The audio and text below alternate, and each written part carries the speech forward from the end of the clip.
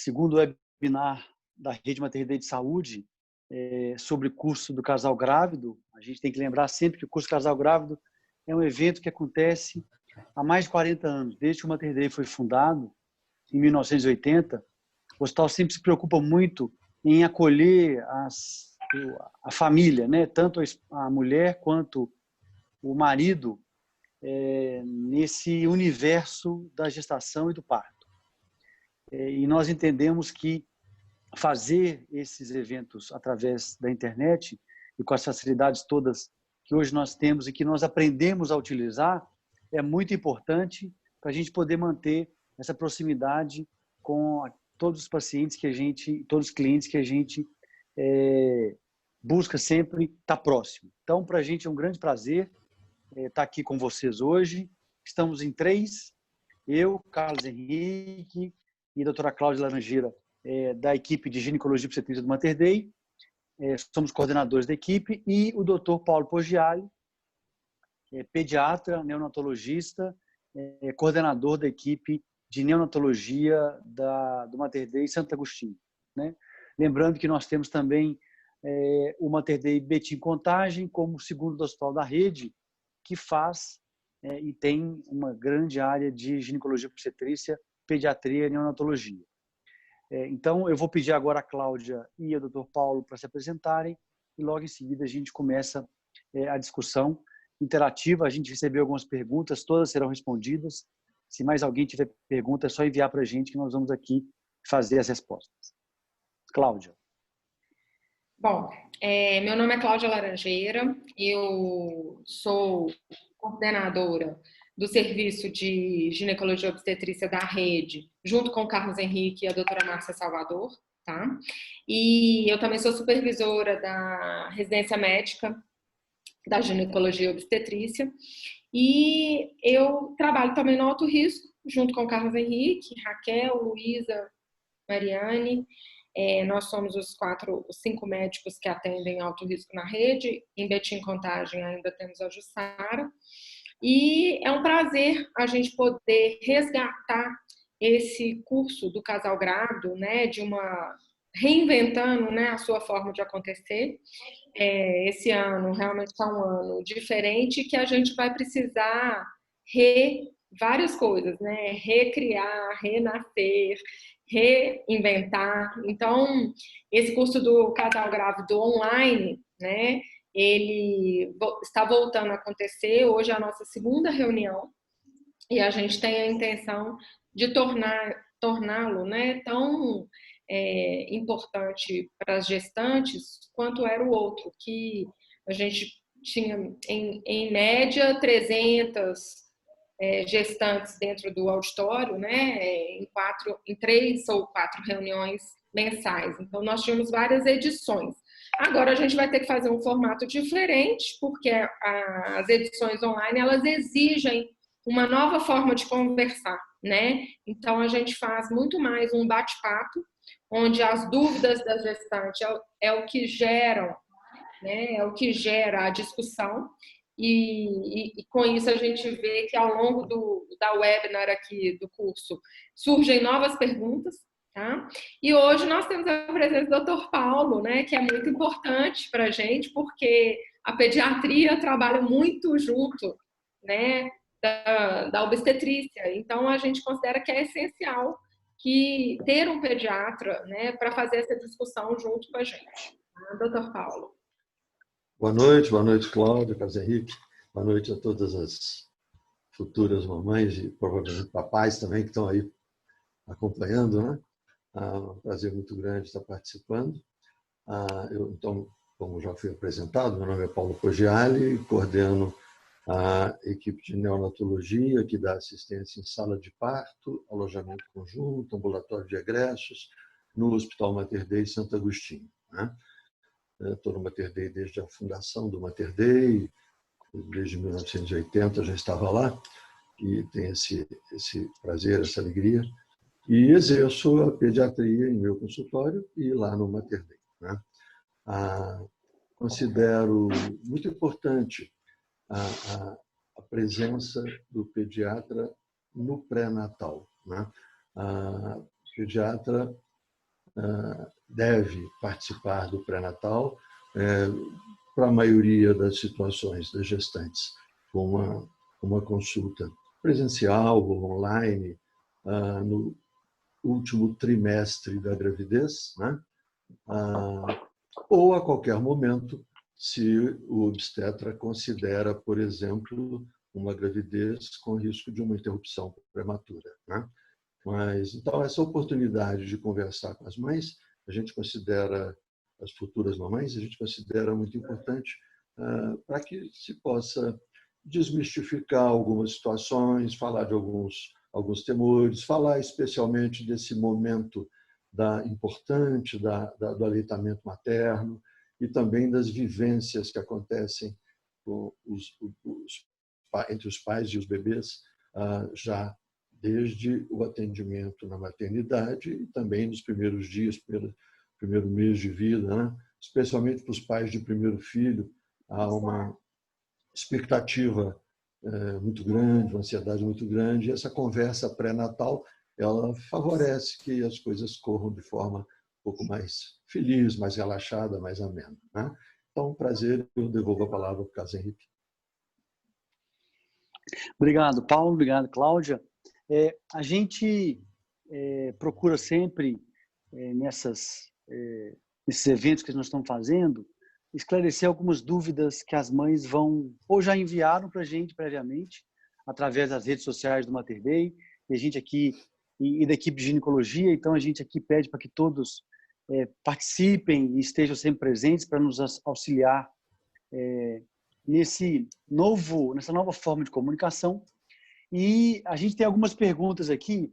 Eu vou começar então fazendo uma pergunta para a doutora Cláudia, que chegou para a gente através das mídias, que fala sobre a questão, Cláudia, de amamentação, né? Como é que pode ser feito, e depois eu passo para o Cláudio também, que ele pode ajudar muito, o pediatra, tem muita relação com a amamentação, é um grande incentivador, sem dúvida alguma, mas a pergunta que nos chegou foi sobre a amamentação. Como é que ela pode aprender sobre a amamentação e se ela precisa fazer um agendamento, uma marcação para poder aprender a amamentar?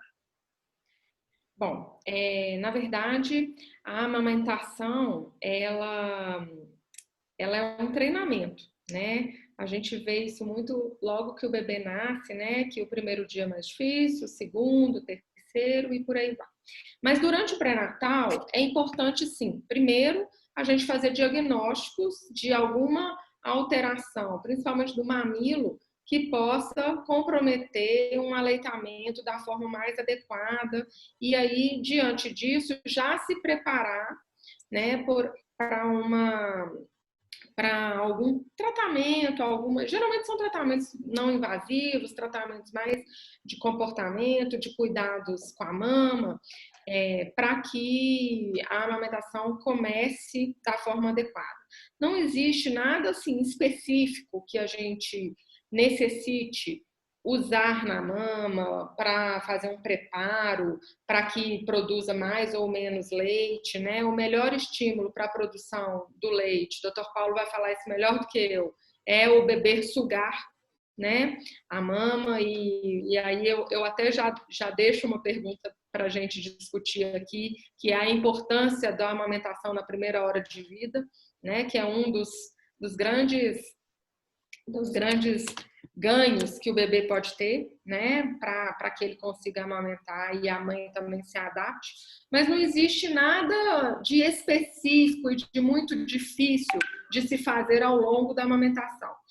Mais próximo do parto, né, algumas pacientes optam por fazer uma consulta ou com uma enfermeira que tenha especialização em amamentação, para que ela seja orientada sobre posicionamento e que o pediatra também vai ajudá-la, né, no final da gravidez e logo que o bebê nascer, né, posição, pega, como que ela deve ser feita, mas assim, diante de uma gestação já diagnosticada, não existe nada muito difícil de se fazer para que a gente possa amamentar adequadamente, né? Não existe um remédio para usar, não é necessário. Toda mama, num primeiro momento, ela é capaz de produzir leite, adequadamente. Uma pergunta que surge muito é as pacientes que já se submeteram a cirurgias na mama, tanto as mamoplastias redutoras como o uso de prótese, né?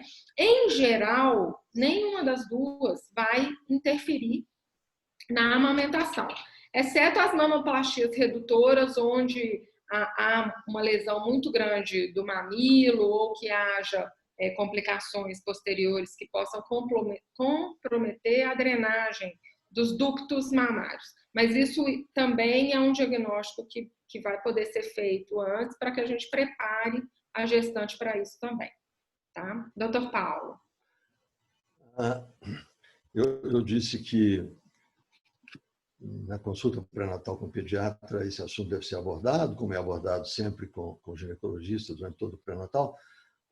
Pode sim ser abordado também com enfermeiras que atuem orientando a amamentação, mas não deixem de, na consulta pré-natal com o pediatra, de conversar a esse respeito. É fundamental que vocês saiam da consulta já orientadas, né? A amamentação, como a doutora Cláudia disse, é um processo natural, né? A expectativa é sempre a melhor possível. E alguns ajustes ali nos primeiros dias são, muitas vezes, o pulo do gato, quer dizer, o que vai realmente ser facilitador para o êxito na amamentação, especialmente naquelas mães que nunca amamentaram, né? E a doutora Cláudia mencionou a questão de mães com cirurgia prévia, e eu queria acrescentar o seguinte: quando a mãe chega lá na própria maternidade, no Mater Dei, no alojamento conjunto, ou na consulta pré-natal, e nos diz que fez uma mamoplastia redutora, por exemplo, né? O que a gente diz para ela? Que coloque o bebê para mamar, né? Vamos ver o resultado.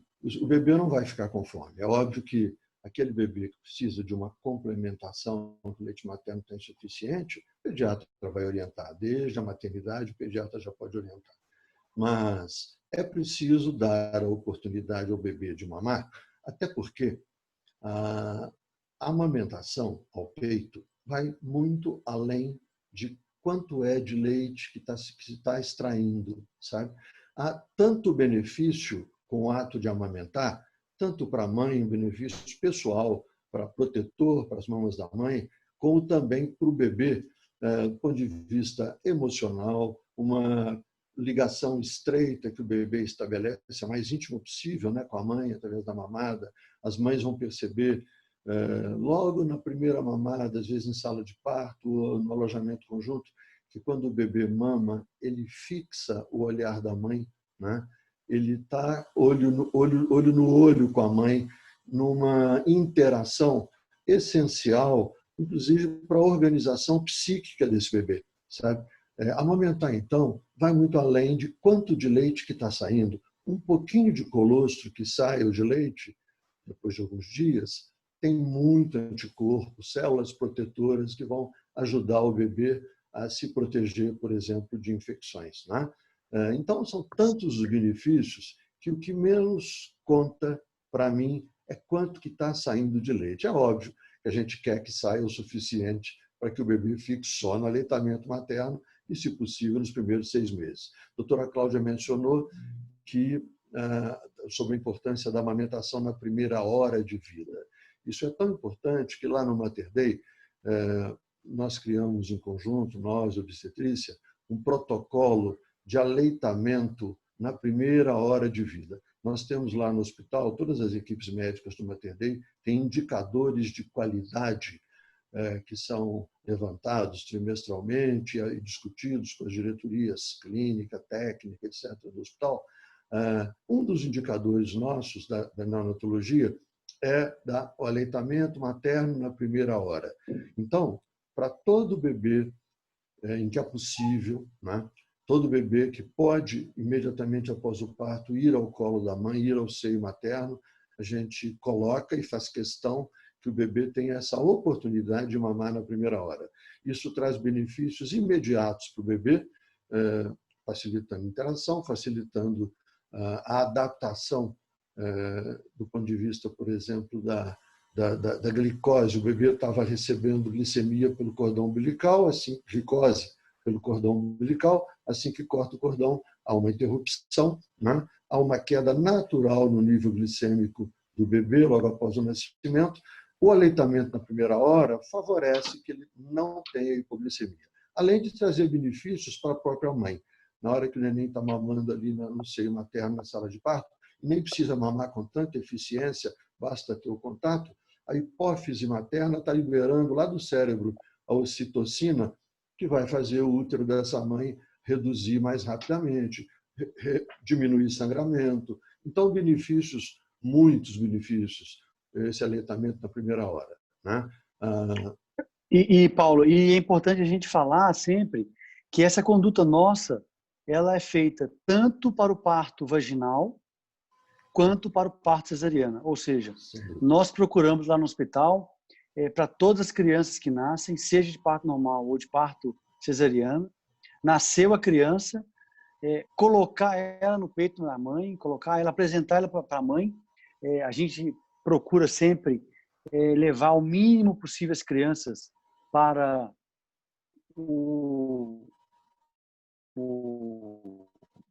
a incubadora não, mas o carrinho aquecendo, né, Paulo? É o peito materno, é o aconchego lá do peito da mãe, né, para que ele possa fazer as duas coisas, que é ter o contato pele a pele e, quando puder, já fazer esse cheiro no mamilo, já começar a fazer, colocar na boca, estimular essa produção do colostro, a descida do leite e do colostro. Então, é importante falar isso. O parto cesárea não impede fazer isso.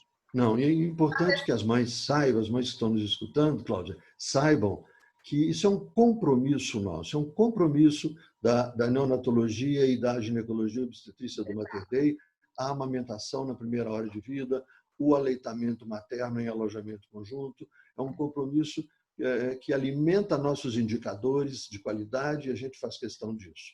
Né? Exatamente. Isso é muito importante. Isso já responde a pergunta da Vanessa, né, que era qual que é o nosso protocolo para a entrega do bebê, né? Então, a gente faz o que a gente chama de contato pele a pele logo que o bebê nasce, né? Tanto para o parto normal, vaginal, assim como para cesariano, certo? Então, a gente sempre vai pôr o bebê no colo, exceto em situações que o bebê necessite, né, doutor Paulo, de alguma assistência para nesse momento, logo depois do nascimento. Inclusive, eu já vou puxar uma outra pergunta, que é a gente explicar para a mãe o que é o Gold Minute, né, doutor Paulo? Que é um minuto de ouro, logo que o bebê nasce, certo, doutor Paulo? Quando a gente conversa sobre atendimento ao binômio mãe-filho no momento do parto, né? A gente sempre frisa a importância da presença do pediatra na sala de parto precedendo o nascimento, para que possa interagir com a mãe, conversar com ela sobre o pré-natal, entender realmente, conversando com ela e com o obstetra, qual o bebê que vai nascer, né? Mas a gente sabe que uma percentagem de meninos, que talvez chegue até em 10% do total de partos, precisa de uma ajuda imediata logo após o nascimento para que se adapte adequadamente, especialmente do ponto de vista respiratório, né?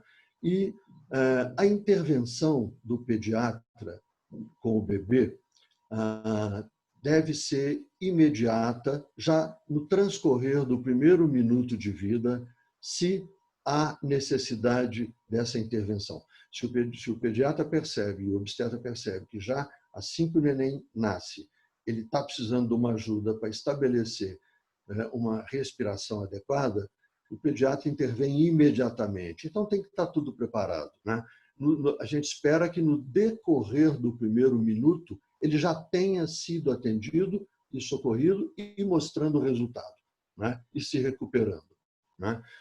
Esse primeiro minuto, então, é valioso, né? É um primeiro minuto em que a Sociedade Brasileira de Pediatria tem um slogan que define isso bem: o primeiro minuto de vida vale uma vida, né? Reforça a importância de nascer, do bom nascimento, de nascer num hospital que tenha recursos para o atendimento do bebê imediatamente após o parto e também em seguida, naturalmente, né? O Paulo, isso reforça uma questão que é muito importante e de grande valia, né? Que a gente procura muito no Mater Dei fazer, e que é a gente ter um parto seguro, né? É muito importante que as pessoas que estão aqui, ou as pessoas que estão aqui, que possam passar para frente isso, esse minuto de ouro que a Cláudia falou e que o Paulo explicou, ele traz para a gente uma questão importantíssima, que é o local do nascimento.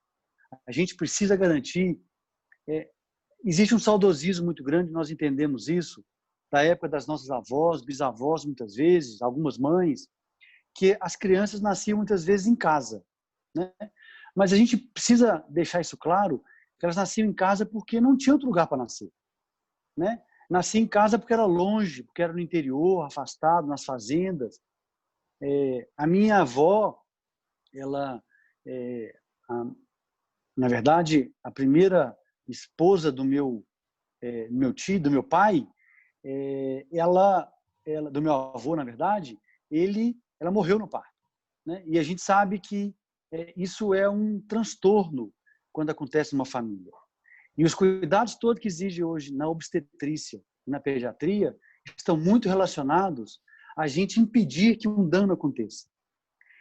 Por isso que existe uma campanha muito importante, e a equipe de ginecologia do Mater Dei e da pediatria falam muito sobre isso, que o local do nascimento adequado é um hospital ou uma maternidade. Isso é fundamental para a gente, porque se nós não tivermos uma maternidade, todo esse cuidado que o Paulo falou, e aqueles cuidados também relacionados à mãe, que é a disponibilidade de médicos, outros, para poder auxiliar uma complicação, a disponibilidade de sangue para uma transfusão imediata, de um anestesista para poder ajudar a conter complicações, ela não espera, não tem jeito de se fazer isso fora de um hospital. Então, aqui vai um apelo nosso, né, como médicos, obstetras, comprometidos com a saúde materna e com os pediatras também, muito comprometidos com a saúde da criança que vai nascer. Escolham, gente, um hospital seguro para ter o filho de vocês. Isso é muito importante, porque isso traz segurança para vocês e para a criança de vocês, né? Então, o local adequado de nascimento, sem dúvida alguma, é um hospital. O nascimento em casa era para o passado. Hoje em dia, não precisa mais disso.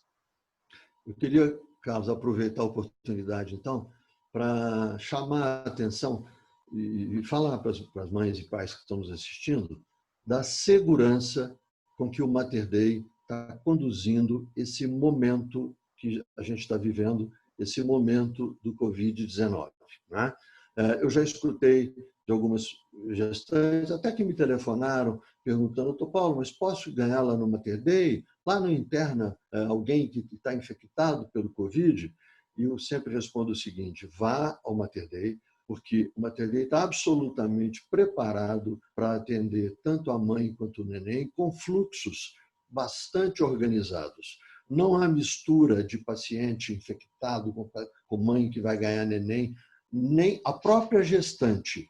Se a gestante ela é suspeita, na época do parto, de estar infectada, por exemplo, pelo Covid, isso, felizmente, é uma situação que para nós lá está muito pequena, mas se acontecer, nós temos fluxos bastante adequados para esse atendimento, de forma a fazer o isolamento adequado, a não misturar pessoal que está atendendo um, atendendo o outro, e para que as famílias e os próprios pacientes estejam contingenciadas em locais diferentes, distintos.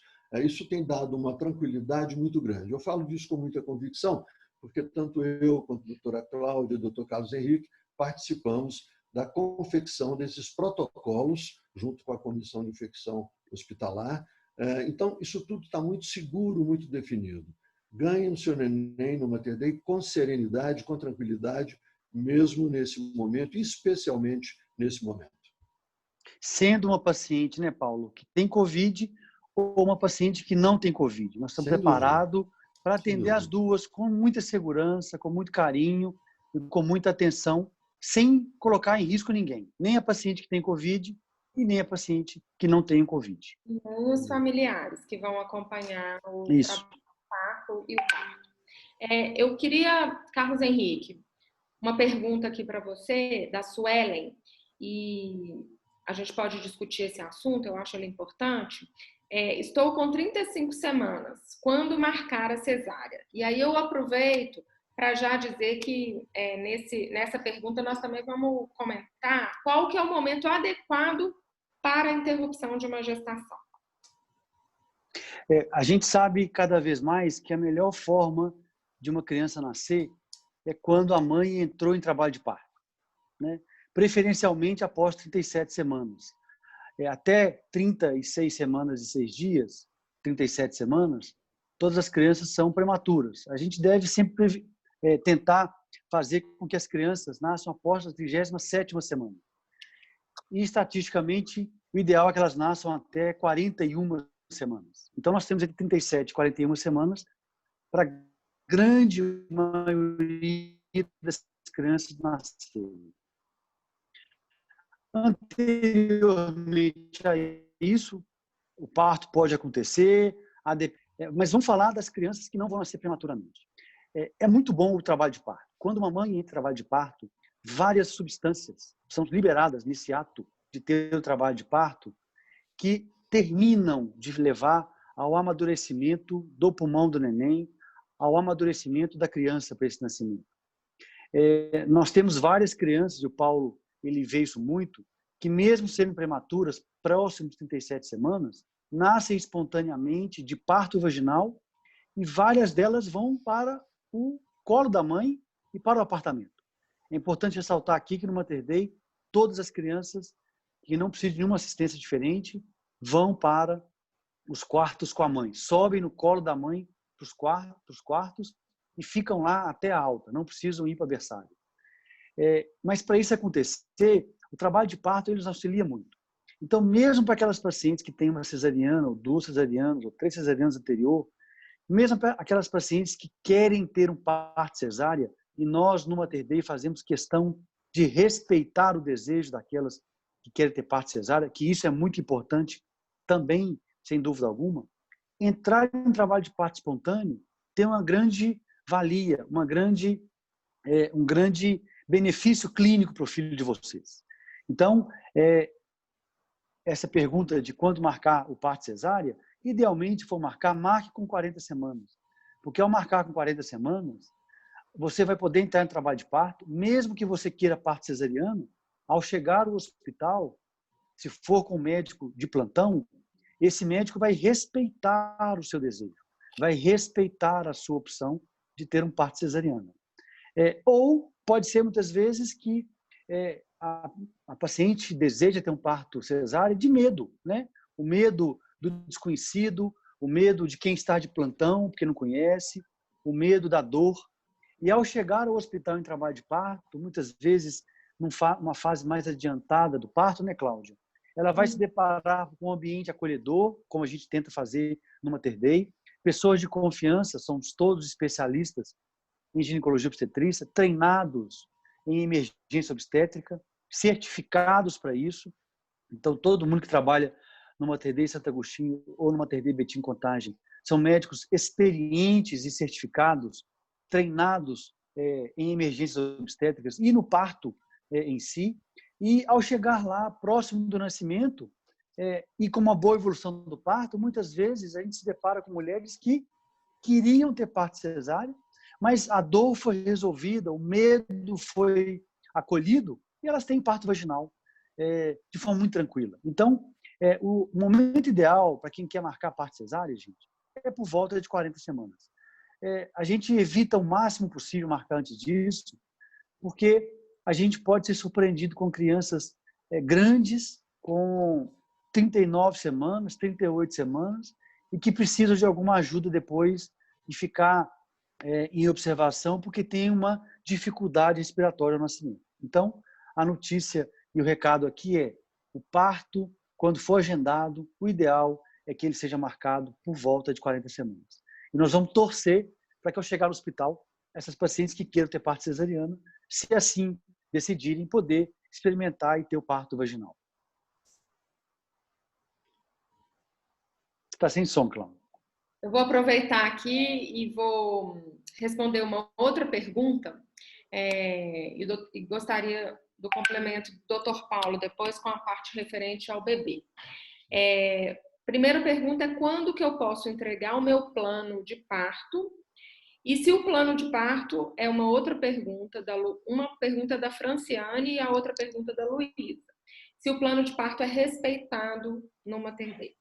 Bom, para quem está nos assistindo e não sabe bem o que é o plano de parto é um relato que a mãe faz, onde ela descreve como ela gostaria que o parto dela, e a assistência ao trabalho de parto e o parto acontecesse. Então, ela vai descrever várias situações que podem ocorrer durante o trabalho de parto, né? Alimentação, posição, local, ambiente, quem que ela gostaria que estivesse acompanhando. E aí nós vamos falar também mais um pouquinho daqui a pouco sobre intervenções que possam ser necessárias por indicação médica no trabalho de parto, né? Como que ela gostaria que isso acontecesse, como que ela gostaria que o bebê fosse recebido e procedimentos que seriam necessários no bebê para logo depois do nascimento.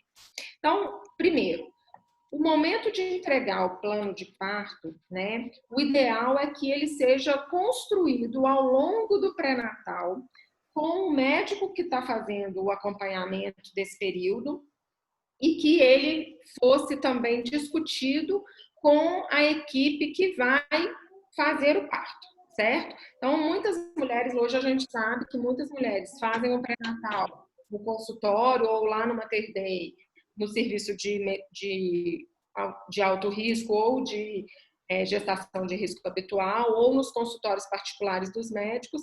Algumas delas vão ganhar com os médicos que as acompanham, porque o Mater Dei, ele respeita isso. Qualquer médico pode acompanhar a sua paciente para o parto no hospital. O hospital é um hospital de corpo clínico aberto, mas nós também temos uma equipe de plantonistas 7 dias, 24 horas por dia, né? Nós somos, muitas vezes, em 4 plantonistas, em outras vezes, em 3 plantonistas, né? No período da noite, nós somos 3 e durante o dia, nós somos 4. E ainda temos uma equipe de outros médicos obstetras que ficam especificamente no ambiente onde o trabalho de parto é acompanhado. Então, isso tudo deve ser discutido tanto no pré-natal, no consultório ou no serviço de pré-natal do hospital e com a equipe. Então, no momento que você chega para o seu parto, se a sua opção é ganhar o bebê com a equipe de plantonistas, você vai apresentar esse plano de parto que vai ser discutido naquele momento ali da internação, ou se você quiser fazer uma consulta antes com os plantonistas lá no plantão mesmo, para que isso seja discutido anteriormente, também pode. E nesse momento, o obstetra vai te orientar quanto aos procedimentos que são feitos no hospital para o acompanhamento de trabalho de parto. Já aproveito aqui para dizer que existem intervenções, né, que possam ser indicadas durante o trabalho de parto, que vão ser sempre discutidas com a mãe, com o marido, né? O tempo todo, a mulher que estiver em trabalho de parto, ela vai ser orientada sobre o andamento do trabalho de parto, sobre o prognóstico, ou seja, como é a expectativa da equipe para que o trabalho de parto evolua, como que ele está evoluindo, né? Porque a gente sabe que isso é individual. Cada mulher, ela estabelece o próprio padrão de contração, o próprio padrão de dilatação. A gente tem os limites da normalidade, que a gente sabe o que é normal e o que não é, e isso tudo vai ser discutido. Falando um pouquinho sobre intervenções, e aí eu vou falar um pouquinho sobre acesso venoso, sobre alimentação, né? Que a gente não suspende a alimentação durante o trabalho de parto. O ideal é que ela use uma alimentação líquida, restrita, mas que ela não fique sem se alimentar de jeito nenhum. No trabalho de parto, a mulher precisa de energia, ela precisa estar bem alimentada, ela precisa ter o bem-estar. O jejum prolongado, ele dá mal-estar. Então, a gente tem que evitar. O uso da anestesia, ele é a critério da mulher. A gente tem a equipe de anestesia disponível para a anestesia, para o alívio da dor, de acordo com o desejo da paciente. A gente não define o horário para que isso seja balizador de como o trabalho de parto vai ocorrer. Isso a gente sabe que isso não interfere. E existem também métodos não farmacológicos, né, Cláudia? A Importante gente citar também isso. estimula os métodos não farmacológicos, água corrente. Se a mulher quiser usar a banheira durante o trabalho de parto, a gente oferece esse benefício lá dentro do hospital. O parto na água é um outro capítulo, né? Que a gente sabe que tem as suas indicações próprias, mas o uso da água para o alívio da dor no primeiro estágio do trabalho de parto, a gente reconhece como um benefício e ele é individual. Cada mulher pode fazer a sua opção. A episiotomia, que é um tema muito polêmico, a gente sabe que é uma das intervenções que causam, às vezes, muito medo, muita repreensão. A gente sabe que ela tem indicações muito precisas.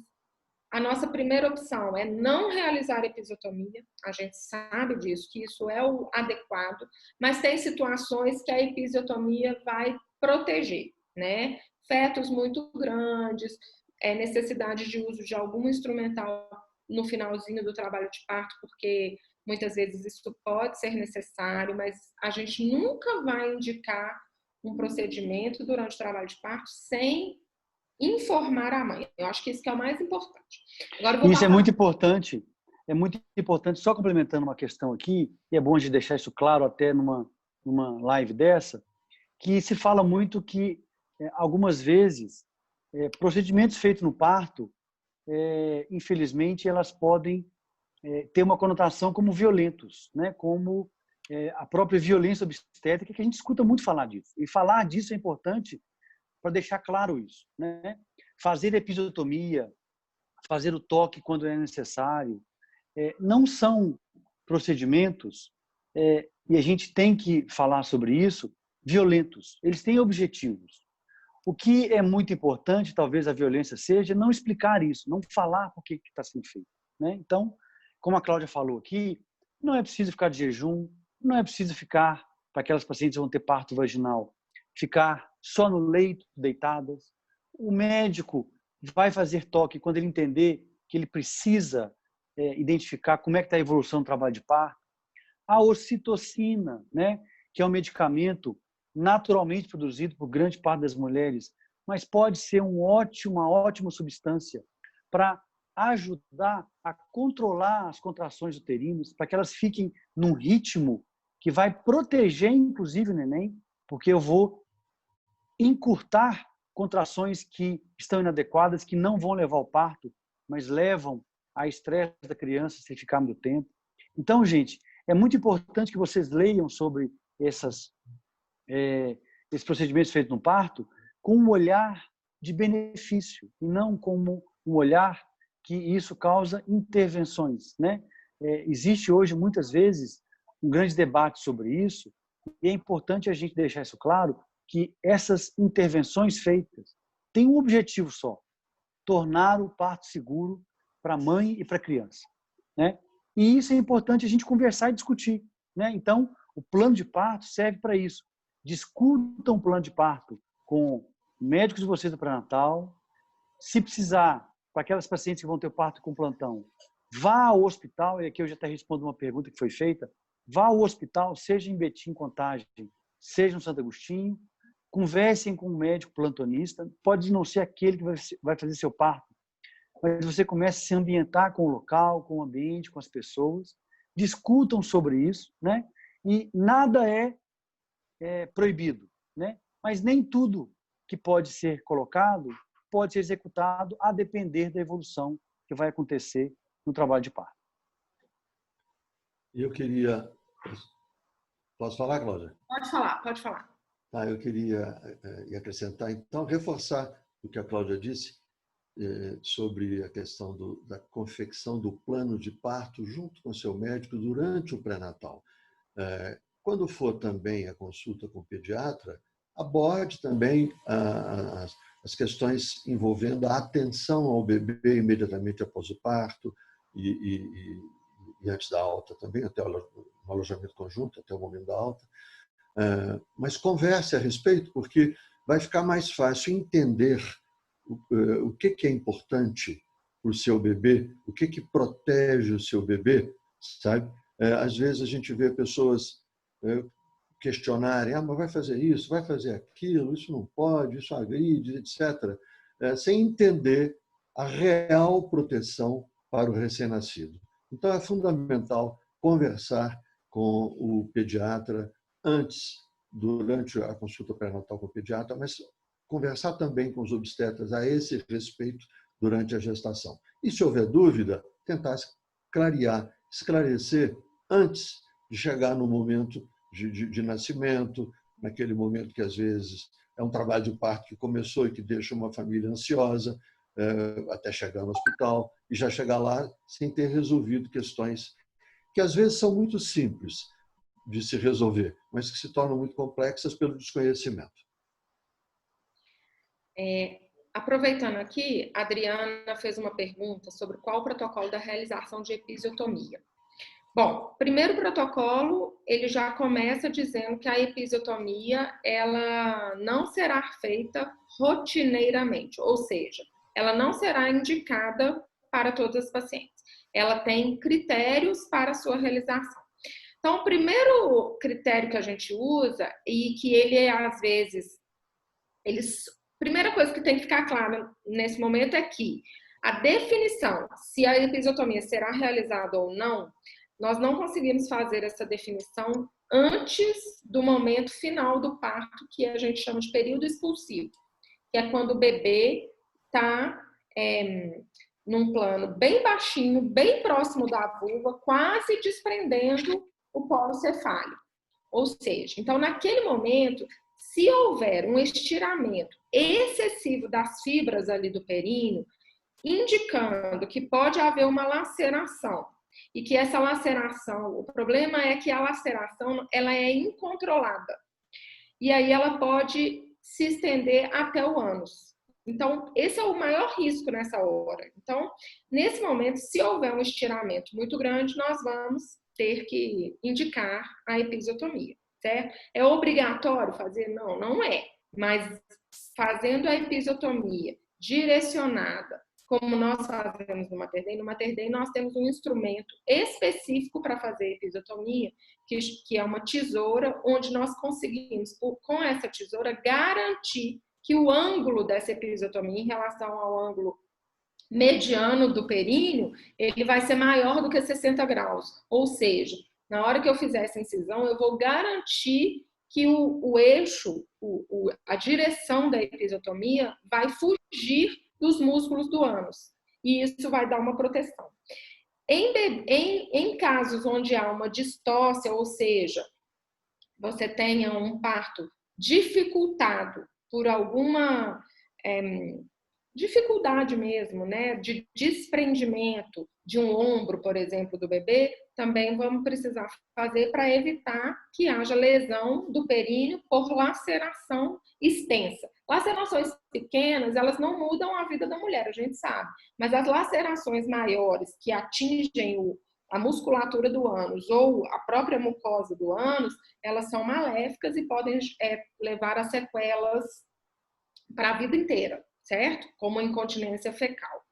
Então, a gente vai precisar fazer. Ou quando a gente precisa usar o fórceps. O fórceps, ele é um instrumento que, quando muito bem indicado, ele não pode ser usado sem indicação adequada, né? Ele vai salvar o desprendimento e ele vai evitar que aconteça um sofrimento fetal, né? O objetivo principal do fórceps é esse, evitar que naquele momento em que o polo cefálico está desprendendo, ocorra um desprendimento, um sofrimento fetal por atraso nesse momento aí do período expulsivo. Então, quando a gente indica um fórceps ou quando a gente vê que vai ter uma distócia de ombro que vai precisar de manobras maiores para a extração do bebê, a gente vai precisar usar a episiotomia para facilitar os procedimentos. Temos técnicas muito bem estabelecidas, né? Você está perguntando do protocolo.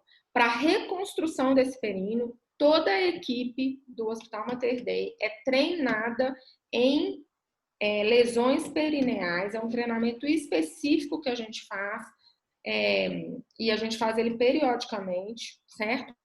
Toda a equipe foi treinada há menos de um ano na última atualização que teve, onde a gente faz essa reconstrução. Assim como nós também temos um ambulatório para o período pós-parto, onde o acompanhamento do períneo dessas mulheres é feito sistematicamente para evitar lesões, disfunções do períneo que possam ocorrer depois de um parto vaginal, tá?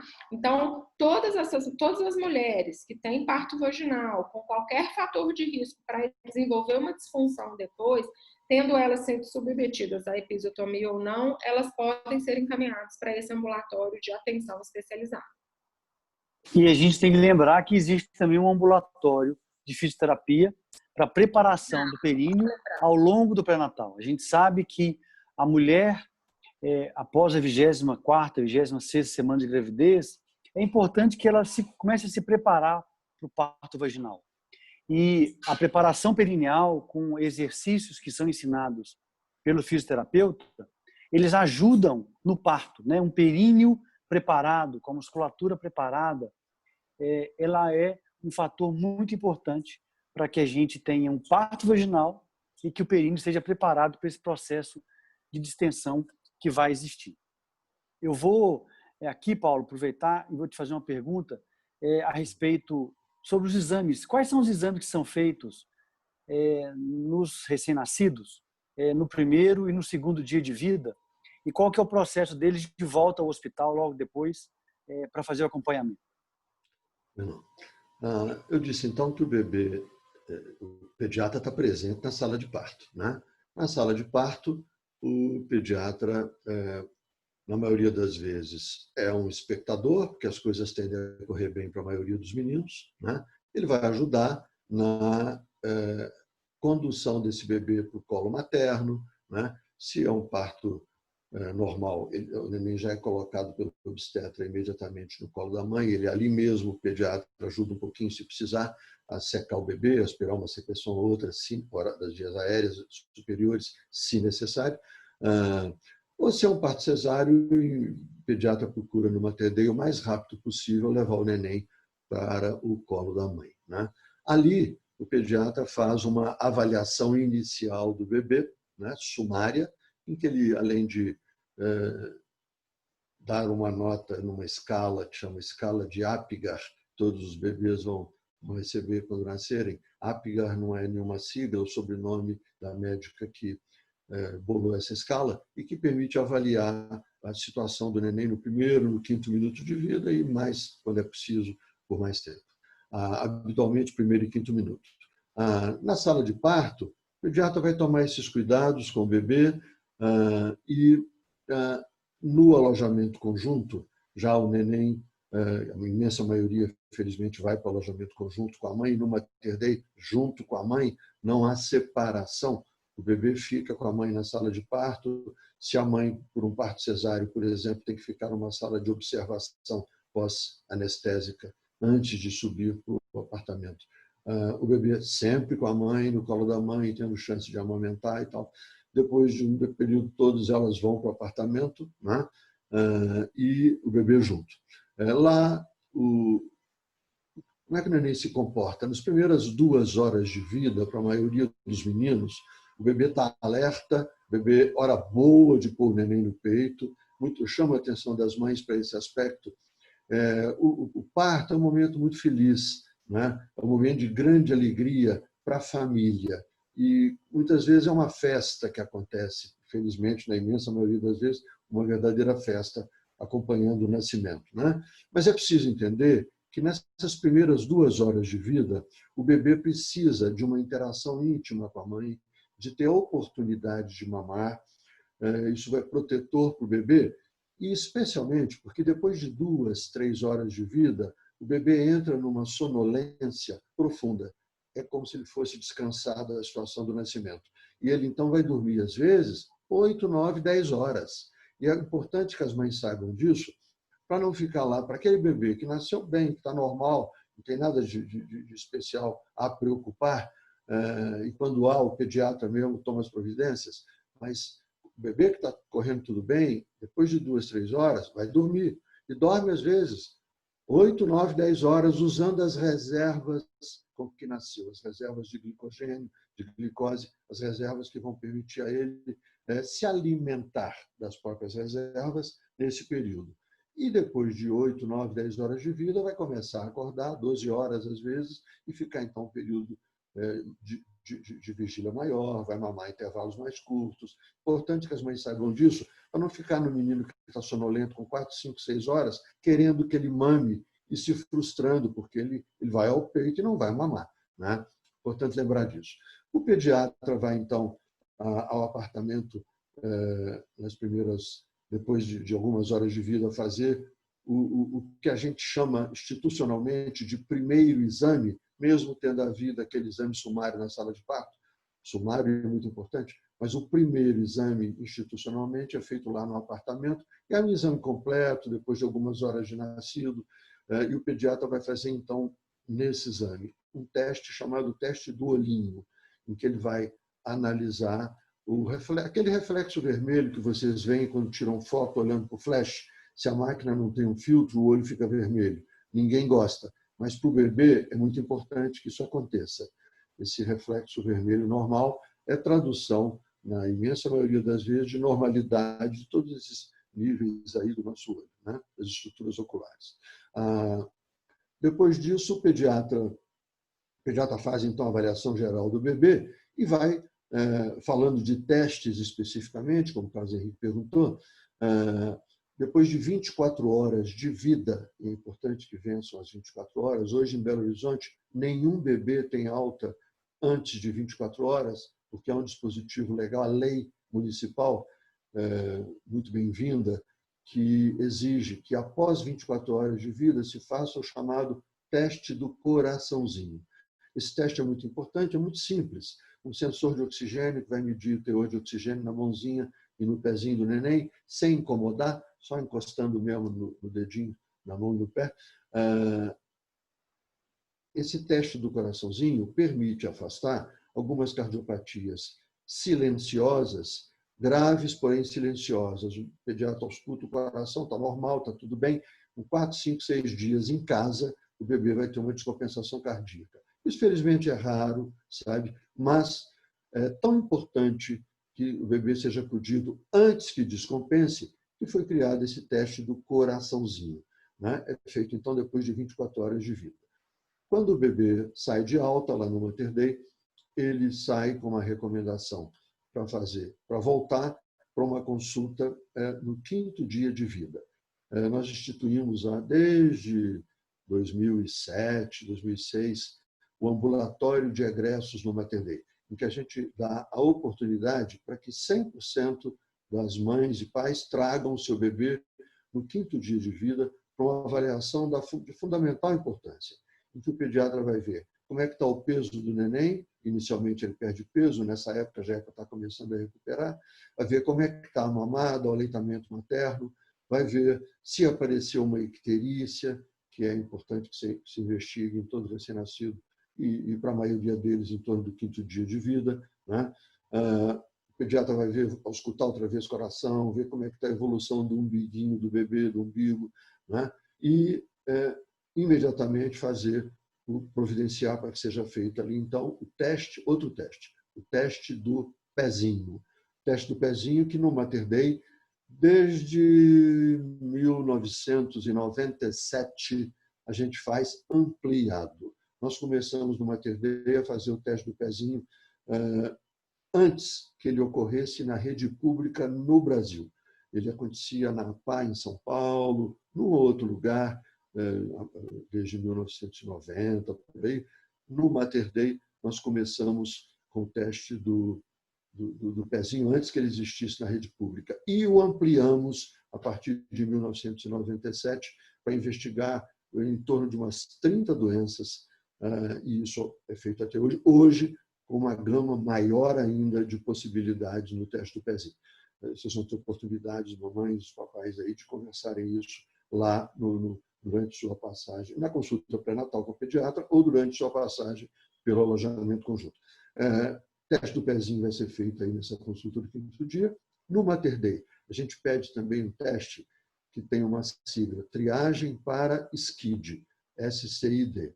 SCID é uma sigla americana de uma doença que é fundamental investigar em todo bebê ao nascimento. Imunodeficiência combinada grave.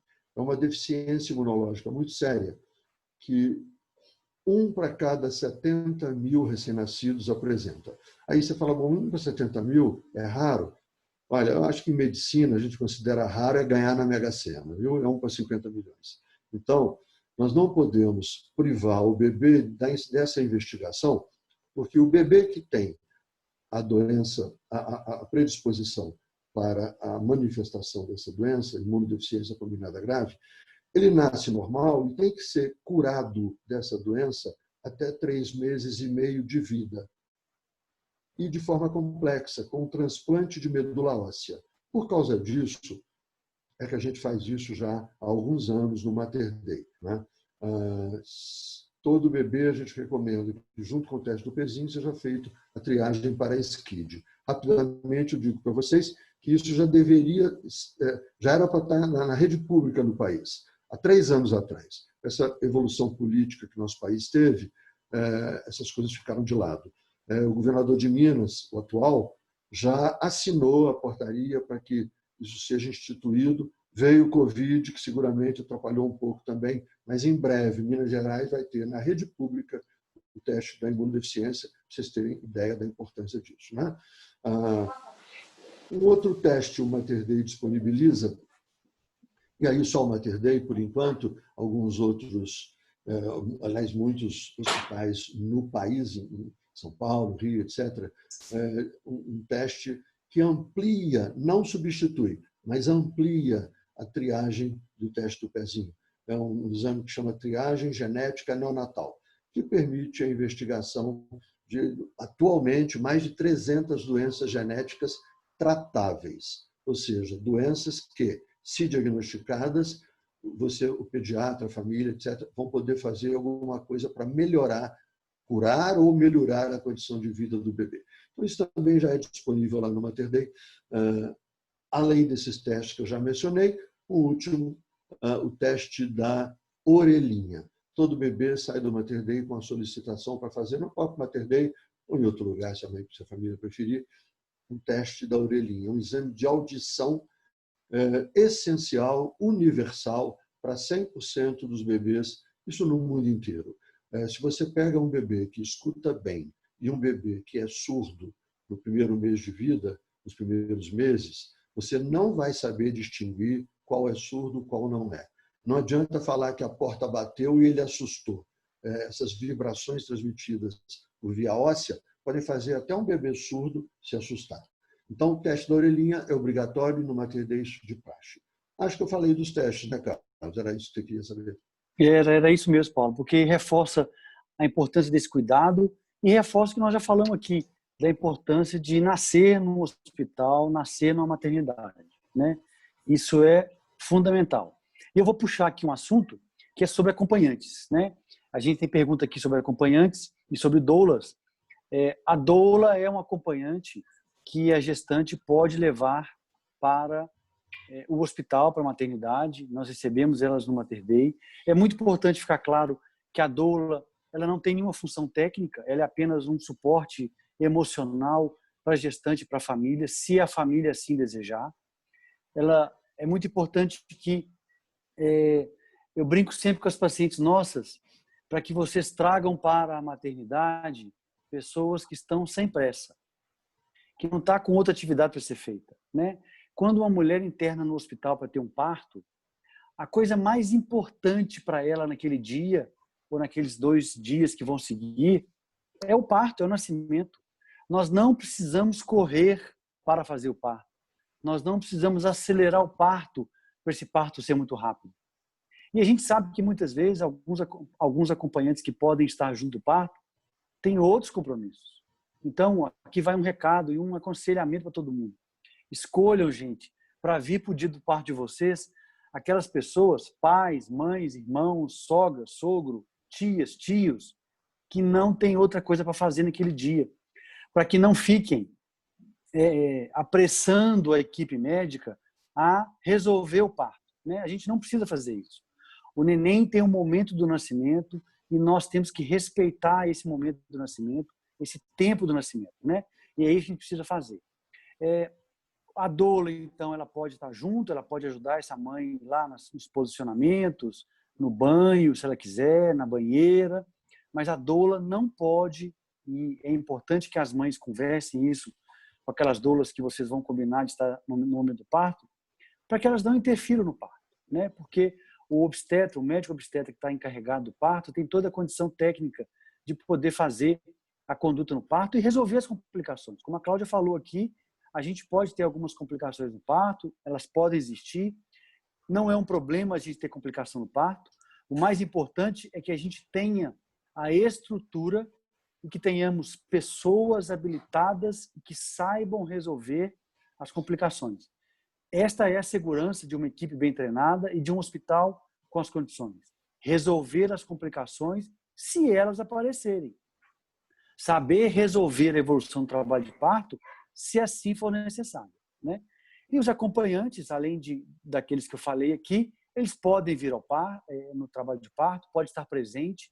Nós estamos com cuidado redobrado nesse momento do Covid, então pessoas sintomáticas não devem vir ao hospital, não podem entrar no hospital. O hospital realmente ele impede a entrada de pessoas que estejam com suspeita ou confirmadas com Covid, para proteção da equipe assistencial do hospital, para proteção dos demais pacientes do hospital e para proteção do próprio paciente que tiver que ser internado no hospital para ter os cuidados médicos. Então, a gente aconselha sempre que esses acompanhantes fiquem no quarto, aguardando o momento do nascimento, e quando a criança vai nascer, a gente fala para que eles desçam e vão para a sala de parto. No Mater Dei, a sala de parto nossa tem o que a gente chama de mineirinho, né? O mineirinho é o local em que a família pode interagir e ver o parto acontecer.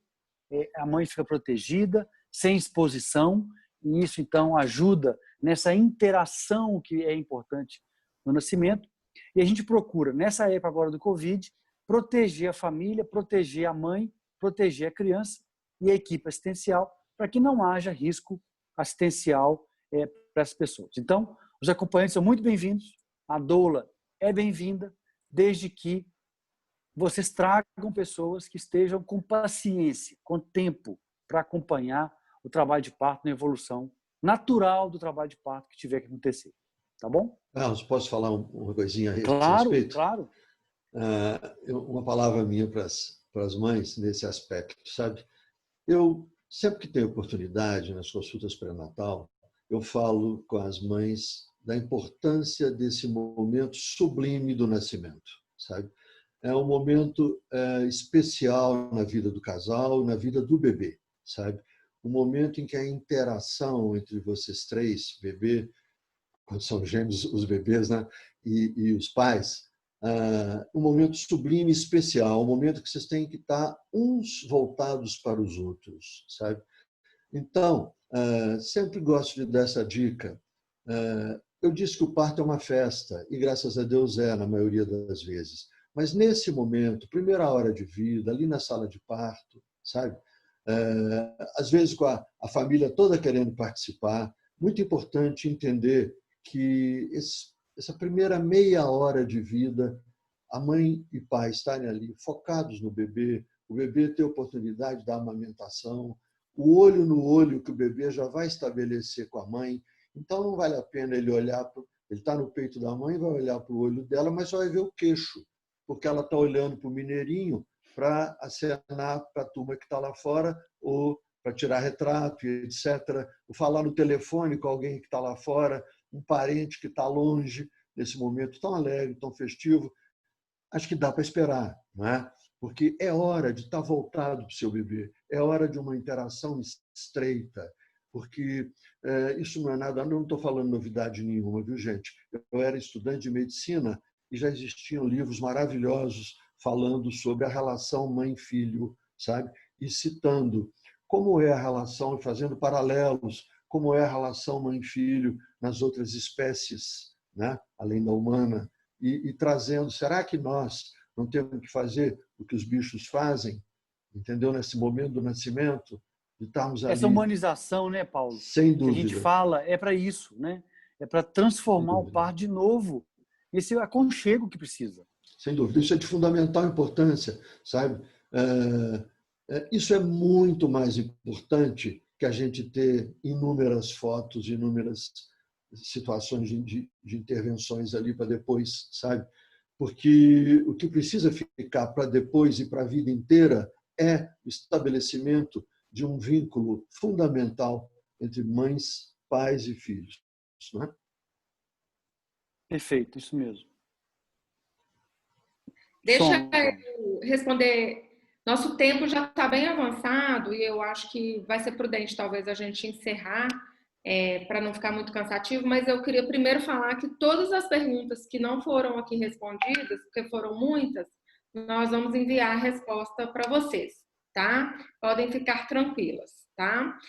Mas eu vou falar uma última pergunta, que é motivo, às vezes, de muita dúvida realmente durante o pré-natal, porque são 9 meses de pré-natal focados num momento que é o parto, né? Então, e o parto é a finalização, né? A concretização de que tudo foi muito bem sucedido, não tenho dúvida disso.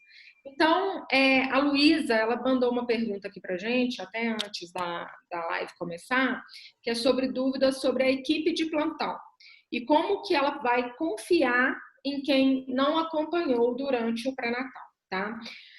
Uma coisa que é muito importante é que vocês tenham o cartão de pré-natal, né? Porque essa é a forma, às vezes, da gente ter as informações mais fiéis. O Dr. Paulo vai concordar comigo que isso é essencial, tanto para quem está recebendo vocês na hora do parto, assim como para o pediatra que vai receber, porque lá, aquilo lá é a carteira de identidade da gestante. E lá, aquelas informações vão nos munir de informação e para a gente buscar os recursos e para acompanhar aquele trabalho de parto da forma adequada.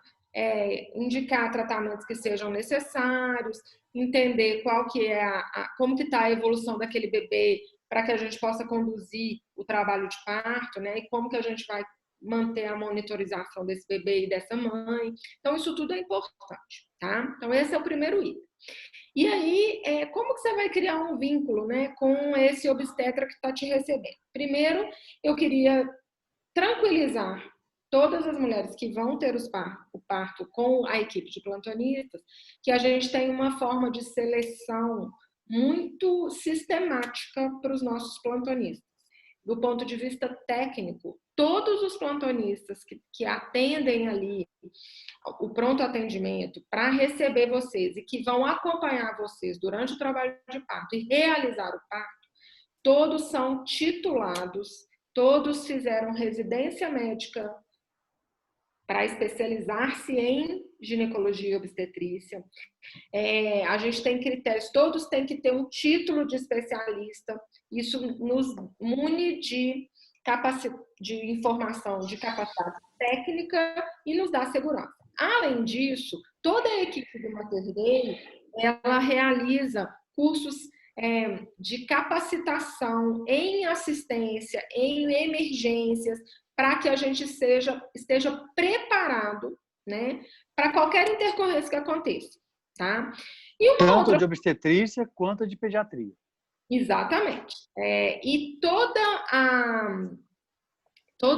uma outra forma é vocês irem até o pronto-socorro mesmo. Isso acontece muito. Tem muita gestante que faz isso. Quando ela já está definida, ela já define que ela vai fazer o parto com a equipe de plantonistas, ela no último mês, principalmente, ela vai até o pronto-socorro né? E ela pode finalizar, junto com o seu médico do consultório, o pré-natal já com a equipe de plantonistas do hospital. É livre demanda, tá, gente? Então, vocês podem procurar a equipe durante os plantões para que vocês conheçam os plantonistas, vejam como que é a forma que a gente trabalha. Pode ser uma consulta de conversa, não tem problema. Então, assim, é uma forma também adequada para vocês fazerem isso. Na pediatria, a gente já tem algumas gestantes fazendo isso, né? A gente tem um serviço de telemedicina hoje, para quem não quer ir até o hospital, né? Para fazer uma consulta específica com o pediatra por causa disso. E na gineco também a gente tem, mas talvez conhecer o plantonista lá onde ela vai chegar para o parto é mais apropriado. Mas na telemedicina, né, muitas dúvidas podem ser esclarecidas também quanto à sala de parto, tá? E tem uma coisa... Cláudia, desculpa. A consulta pré-natal com o pediatra, ela pode ser por telemedicina tranquilamente. Exatamente. Um detalhe que eu queria... Desculpa. Pode falar, Paulo, pode falar. O detalhe que eu queria citar, nesse momento, especialmente aí de Covid, é que fiquem tranquilos quando a Cláudia fala em ir ao pronto-socorro, porque, na verdade, lá no Mater Dei Santo Agostinho, por exemplo, o pronto-socorro de atendimento ginecológico obstétrico não tem nada a ver com o pronto-socorro das pessoas que estão doentes, infectadas. São portas diferentes, entradas diferentes, fluxos diferentes, não é? Então, podem ir com segurança, né, Cláudia? E quando o Covid acabar, só para aproveitar aqui, Cláudia, quando o Covid acabar, as visitas à maternidade vão voltar para que vocês conheçam o ambiente, o local, o trajeto, o momento do parto, né? Vocês comecem a antecipar esse momento antes do parto acontecer.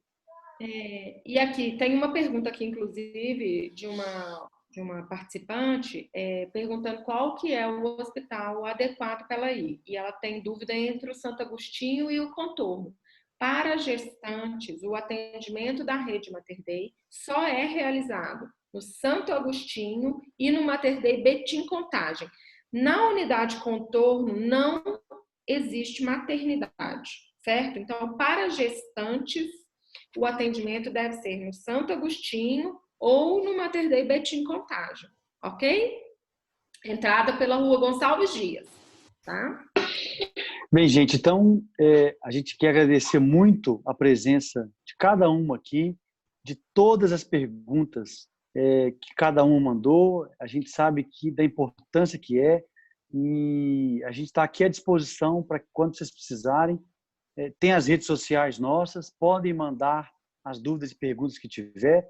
Se existir alguma para pediatria, como o Paulo falou aqui, a interação que existe da obstetrícia com a neonatologia, ela é importantíssima. Nós estamos sempre juntos, né? Nós somos parceiros sempre nessa assistência. Se tiver alguma pergunta, a gente encaminha para eles e eles respondem através das nossas mídias sociais e também do Mater Dei. Então, muito obrigado para todos vocês.